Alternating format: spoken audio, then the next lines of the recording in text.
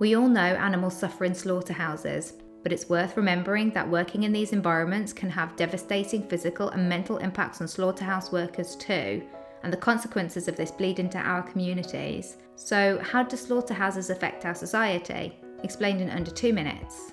1. The physical toll. A Human Rights Watch report named meatpacking as one of the most dangerous factory jobs, with injury rates more than twice the national average. They work long hours at high production speeds with sharp knives and hooks in cold and wet work environments. 2. The mental toll.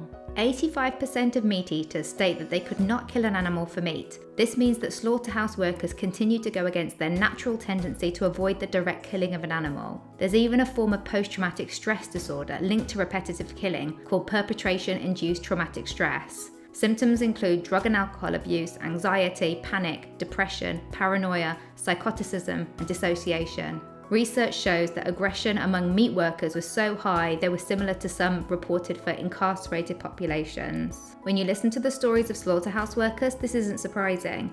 A slaughterhouse worker was quoted saying, "Down in the blood pit, they say the smell of blood makes you aggressive," and it does. You're already going to kill the hog, but that's not enough. It has to suffer.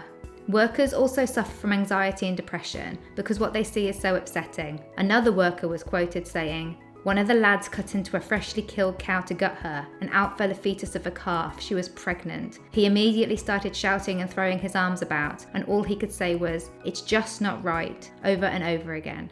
As a result, they often suffer from high levels of suicidal ideation and regularly turn to drug or alcohol abuse. A worker was quoted saying, "You have to drink. You have no other way of dealing with killing live, kicking animals all day." 3. Impact on communities. It's no surprise that communities with slaughterhouses have higher arrest levels for sex offences and more frequent reports of murder, rape, robbery, aggravated assault, burglary, and arson. Abattoir workers have also been found to have low empathy for animals. This lowered ability to empathise with weak creatures may cause the slaughterhouse workers to be more likely to commit violent crimes, particularly against women and children. You may not think that any of this matters to you, but these mental health issues bleed into our communities, and you never really know how or when it could affect you and the ones you love.